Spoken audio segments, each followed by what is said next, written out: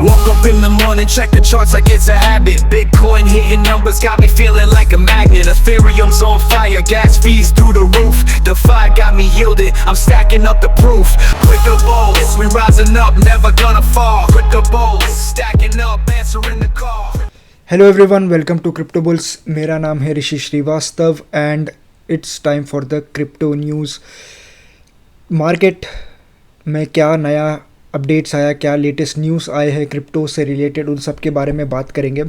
शुरुआत करते हैं इक्विटी मार्केट से। तो पहले यूएस के इक्विटीज़ इंडाइसेस की बात कर लेते हैं। तो नैस्डैक ऑलमोस्ट अराउंड 1% ऊपर है।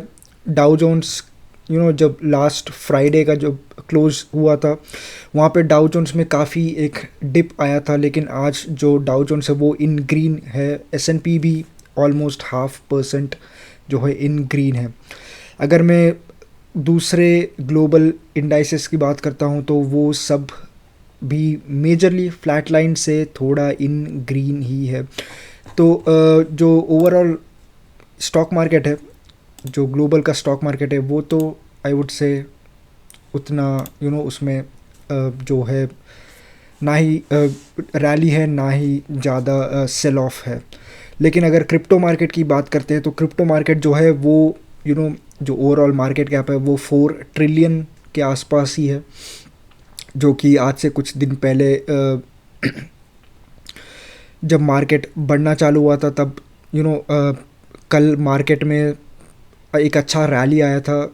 तो परसों या उसके पहले दिन तक जो मार्केट था वो ऑलमोस्ट 3.85 3.86 के आसपास के मार्केट कैप पे बैठा हुआ था, लेकिन वहाँ से आज जो मार्केट है वो 4 ट्रिलियन मार्केट कैप तक भाग चुका है, जो काफ़ी अच्छा है। उसमें जो फियर एंड ग्रीड इंडेक्स है वो अभी न्यूट्रल सेंटिमेंट ही शो कर रहा है, क्योंकि कुछ इम्पॉर्टेंट डेटा, कुछ इम्पॉर्टेंट इवेंट्स है जो लाइंड अप है इस वीक के लिए, एंड वो डिसाइड करेगा, शायद वो डिसाइड करेगा कि मार्केट किस तरफ जाएगा। क्योंकि मार्केट में हमने कल रैली देखा, उसका रीज़न भी मैं आपके साथ शेयर करूंगा कि क्यों कल मार्केट भागा था, या जो वीकेंड था वहाँ पे मार्केट क्यों भागा था। उसका रीज़न ये है कि क्योंकि जो लास्ट वीकेंड के पहले थर्सडे या फ्राइडे आई थिंक पीपीआई का डेटा आया था, जो कि प्रोड्यूसर साइड का इन्फ्लेशन शो करता है, एंड वो डेटा एक्सपेक्टेशन से काफ़ी लो आया था। तो इस वजह से जो है मार्केट ने उस चीज़ को पॉजिटिवली लिया, एंड मार्केट में एक अच्छा खासा, स्पेशली क्रिप्टो में एक अच्छा खासा बाइंग हमको देखने मिला। लेकिन अभी जो है मार्केट अभी थोड़ा कॉशियस है मैं कहूँगा, क्योंकि मैं ऐसा भी कह सकता हूँ कि जो स्पेशली जो इक्विटी मार्केट है उसमें हमको थोड़ा बहुत एग्जॉशन दिख रहा है। जो बायर्स का है उनका एग्जॉशन दिख रहा है। मेरा कहने का मतलब ये है कि जो लोग हैं, जो कि इन्वेस्टर्स हो या ट्रेडर्स हो, जो भी जो एसेट्स है वो ट्रेड करते हैं, वो लोग अब धीरे धीरे जो बाइंग है वो घटा रहे हैं। धीरे धीरे वो अब सेल की तरफ बढ़ रहे हैं, क्योंकि हमको पता है, उसमें कोई डाउट नहीं है, जो यूएस के S&P 500 हो जाए चाहे नैस्डैक हो जाए, वो अपने रिकॉर्ड हाइस पे ट्रेड कर रहे हैं। तो उस रीज़न के वजह से मार्केट में जो जितने भी लोग हैं, जो भी इन्वेस्टर्स हैं, वो लोग काफ़ी अच्छे हेफ्टी प्रॉफिट्स पे बैठे हुए हैं। तो शायद वो लोग अब उस प्रॉफिट्स को धीरे धीरे लिक्विडेट कर रहे हैं, एंड वो एक रीज़न हो सकता है। क्योंकि मार्केट में जो आज से कुछ महीनों पहले जिस तरह से मार्केट में एंथुजियाज्म था, जिस तरह से मार्केट रैली कर रहा था, मैं इक्विटी मार्केट की बात कर रहा हूँ, अभी क्रिप्टो की नहीं। तो इक्विटी मार्केट जैसे नैस्डैक या S&P 500 हर दूसरे दिन अपने प्रीवियस ऑल टाइम हाई को हिट करने की कोशिश कर रहे थे, उसको ओवरकम करने की कोशिश कर रहे थे। लेकिन अभी वैसा नहीं दिख रहा है। अभी तो दिख रहा है कि जो मार्केट है वो थोड़ा कंसोलिडेट कर रहा है, धीरे धीरे थोड़े बहुत लिक्विडेशंस हियर एंड देयर हो रहे हैं।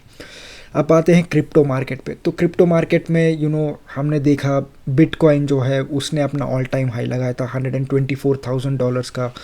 इथीरियम ने अपना नया ऑल टाइम हाई लगाया, ऑलमोस्ट 5,000 का जो मार्क था वो टच करने वाला था इथीरियम, लेकिन अपना एक नया ऑल टाइम हाई लगाया, उसके बाद मार्केट में एक अच्छा खासा सेल ऑफ आया, एक अच्छा खासा डिप मार्केट में आया, जहाँ पे जो मार्केट कैप था वो 4.05 ट्रिलियन या 4.1 ट्रिलियन से गिर के वापस से 3.7 ट्रिलियन तक गिर चुका था मार्केट कैप। तो इतना बड़ा सेल ऑफ एक आया था कुछ हफ्तों पहले। वहाँ से मार्केट धीरे धीरे रिकवर करने की कोशिश अभी भी कर रहा है, क्योंकि जो काफ़ी क्रूशियल लेवल्स है वो अभी भी जो है एसेट्स, चाहे वो बिटकॉइन की बात करूँ, चाहे वो इथीरियम की बात करूँ, या चाहे मैं उस सोलाना की भी बात करूँ, कुछ ऐसे क्रूशियल लेवल्स है जो एसेट्स है, जो टोकन से वो होल्ड नहीं कर पा रहे। अगर मैं BTC की बात करूँ तो 119,000 का जो लेवल है वो BTC के लिए काफ़ी इंपॉर्टेंट है। इथीरियम के लिए अगेन 4700 4800 का लेवल्स काफ़ी इंपॉर्टेंट है, ताकि वो वापस से वो 5000 के लेवल को टारगेट कर सके। सोलाना के लिए $250, जहाँ से वापस से इस हफ्ते हमने फिर से सोलाना को सेल ऑफ होते हुए देखा। तो ये कुछ डेटा आपके लिए। अगर हम न्यूज़ की बात करते हैं तो क्या इम्पोर्टेंट न्यूज़, क्या इम्पोर्टेंट डेटा है, उन सब के बारे में, क्या लेटेस्ट डेटा है, उन सब पे बात कर लेते हैं। तो पहला न्यूज़ है चेनलिंक के लिए। तो EU में 21x बेसिकली एक ब्लॉकचेन बेस्ड एक्सचेंज है जो कि EU में ऑपरेट करता है, एंड वो बेसिकली क्या करता है, पॉलीगॉन पे जो है अपने जो एसेट्स होते हैं, जो सिक्योरिटीज़ होते हैं, जो कि स्टॉक्स या रियल एस्टेट, जो भी सिक्योरिटीज़ होते हैं, उनको टोकनाइज करके करता है पॉलीगॉन ब्लॉकचेन पे। एंड उसने चेनलिंक के साथ पार्टनरशिप किया है to provide real time external data on the chain. तो आपको पता ही है, चेनलिंक जो है वो एक ऑरेकल है। ऑरेकल का काम क्या होता है, एक्सटर्नल डेटा जो होता है वो ऑन चेन प्रोवाइड करना। तो वही चेनलिंक करता है, एंड इसीलिए जो 21x है वो अब चेनलिंक के साथ पार्टनरशिप कर रहा है इस चीज़ को और स्मूथ बनाने के लिए, इस चीज़ को बेसिकली वर्क करने के लिए। तो पंप टोकन पिछले काफ़ी हफ्तों से काफ़ी अच्छा परफॉर्म कर रहा है। पंप टोकन जो है ऑलमोस्ट 0.008196, तो 7 डेज़ में ऑलमोस्ट 75% ऊपर है पंप टोकन। तो लास्ट टाइम भी हमने पंप टोकन के बारे में बात किया था कि क्यों पंप टोकन जो है इतना मार्केट को आउट परफॉर्म कर रहा है। तो उसके काफ़ी सारे रीज़न्स है। तो पहला बड़ा रीज़न ये है कि रिसेंटली जो है पंप वो बाइनेंस पे लिस्ट हुआ था, जो कि एक दुनिया का सबसे बड़ा एक्सचेंज है, उस पर लिस्ट हुआ था। एंड दूसरा रीज़न हमने लास्ट टाइम भी वीडियो में बात की थी, वो थी बायबैक्स। तो जो प्लेटफॉर्म है, जो pump.fun का जो प्लेटफॉर्म है, वो अपने जो प्रॉफिट्स है, अपने जो रेवेन्यूस है, उनको अपने किसी प्रोडक्ट को अच्छा बनाने का पे नहीं खर्च कर रही है, ना ही वो एक्सपेंशन पे, ना मार्केटिंग पे। वो सब पैसा वो बेसिकली अभी जो है बायबैक्स पे फोकस कर रही है। तो जितना भी उनका रेवेन्यू है वो पूरा का पूरा वो जो है पंप का जो टोकन है उसका बायबैक्स पे वो जो है स्पेंड कर रहे हैं। एंड इस वजह से जो है सप्लाई तो उतना ही है, लेकिन जो डिमांड है वो पंप टोकन का बड़ा है, एंड इस वजह से जो है पंप टोकन काफ़ी अच्छा परफॉर्म कर रहा है। ये रिकॉर्ड बायबैक्स है। एंड दूसरा चीज़ ये भी है कि जो फिलीपींस में एक क्रिप्टो एक्सचेंज है coin.ph, उस पे भी जो है pump.token का लिस्टिंग हुआ है। तो वो भी एक रीज़न हो सकता है, जहाँ पे जो यूज़र बेस है, जो बेसिकली यूज़र बेस है वो काफ़ी एक्सपैंड हुआ है पंप टोकन के लिए। डिफरेंट जो क्रिप्टो एक्सचेंजेस है वहाँ पे पंप टोकन को लिस्ट किया गया, वहाँ पे पंप टोकन को हाईलाइट किया गया। तो उन कुछ रीजंस की वजह से जो पंप टोकन है वो काफ़ी अच्छा परफॉर्म कर रहा है। तो इथीरियम अब एक अपना एक नया एक इथेरियम फाउंडेशन की तरफ से एक्चुअली एक अनाउंसमेंट आई है। उन्होंने एक नया डिपार्टमेंट खोला है to develop AI on Ethereum. तो एआई फोकस्ड रिसर्च टीम बनाने वाले हैं वो लोग इस डिपार्टमेंट में, एंड उनका ये काम होगा वो एक ब्लॉकचेन क्रॉस एआई का एक अच्छा ब्लेंड बनाए, ये उनका मेन गोल होगा। तो इस चीज़ पे वो काम करेंगे। एआई अभी टेक का one of the hottest field है, एंड ब्लॉकचेन भी एक one of the very popular field है टेक में। तो ये दो बड़े जो फील्ड्स है इनका एक अच्छा ब्लेंड बनाना वो इन साइंटिस्ट्स का काम होगा। तो इस चीज़ पे वो जो टीम है, वो जो ग्रुप है वो फोकस करेगी। तो बेसिकली इसमें होगा क्या है, जो भी मैनुअल एफर्ट्स लगते हैं, जो भी मैनुअल ट्रांजैक्शंस होते हैं, जितने भी जिसको भी सेटल करना होते हैं, जो भी मैनुअल एक्टिविटीज़ होते हैं, ऑपरेशंस होते हैं, उन सबको काफ़ी हद तक ऑटोमेट किया जाएगा। काफ़ी हद तक उस चीज़ में एआई का यूज़ किया जाएगा। तो वो चीज़ों के लिए हम लोग जो इथेरियम फाउंडेशन है उन्होंने इस चीज़ का उस चीज़ के लिए साइंटिस्ट्स का एक टीम बनाया है।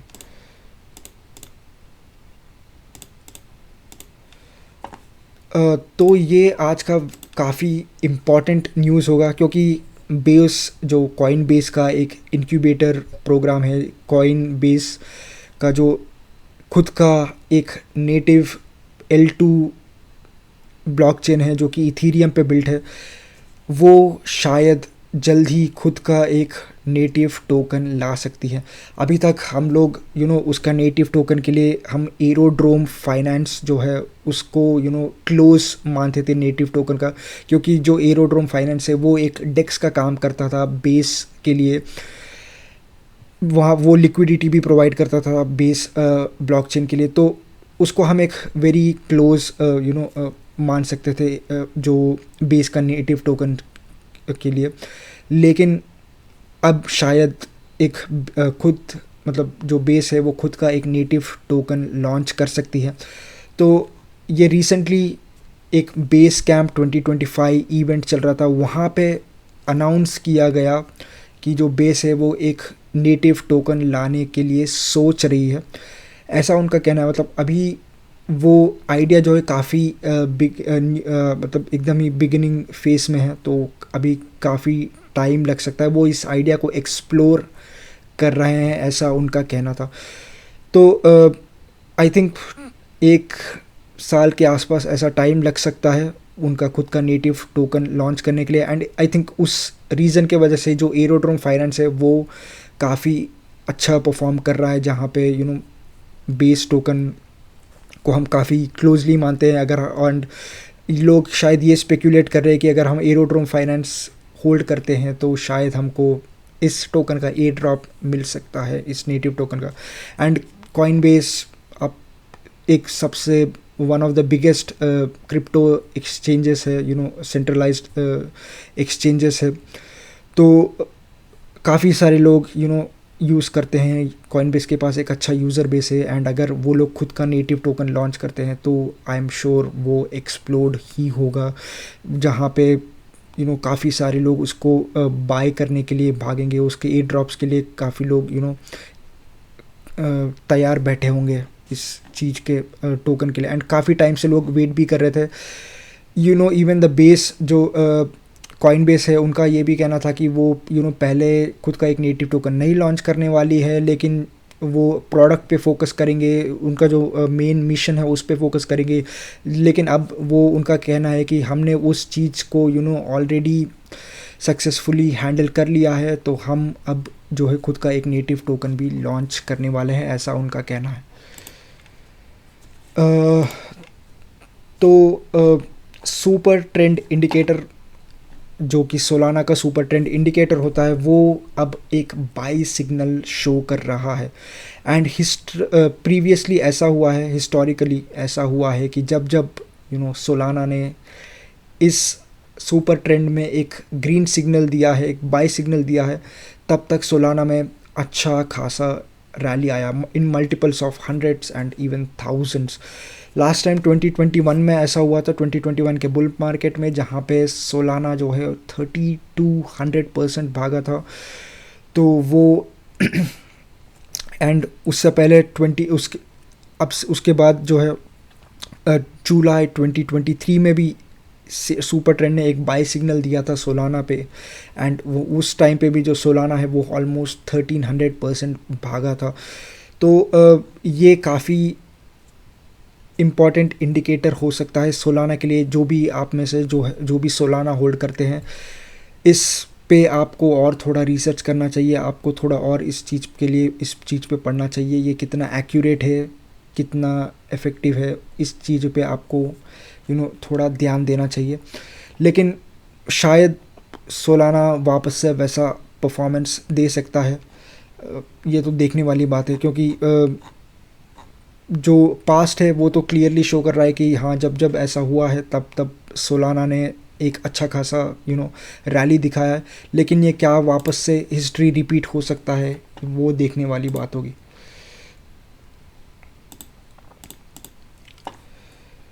तो Polkadot जो है, उन्होंने रिसेंटली अपना एक रेफरेंडम अनाउंस किया था, जहाँ पे बेसिकली वो अप्रूव हो चुका है एक वो रेफरेंडम, एंड वो लोग जो अपना सप्लाई होगा डॉट टोकन से, Polkadot के जो नेटिव टोकन है डॉट टोकन्स, उसका जो सप्लाई होता है उस पर एक हार्ड कैप लिमिट लगाने वाले हैं 2.1 बिलियन टोकन्स का। तो वो मैक्सिमम सप्लाई होगा, एंड अभी जो है 1.5 बिलियन टोकन्स Polkadot के जो है वो सप्लाई में है। तो उस चीज़ को वो लोग 2.1 बिलियन तक ही जो है कैप लगा देंगे, उसके आगे टोकन्स मिंट नहीं कर पाओगे जो भी माइनर्स है।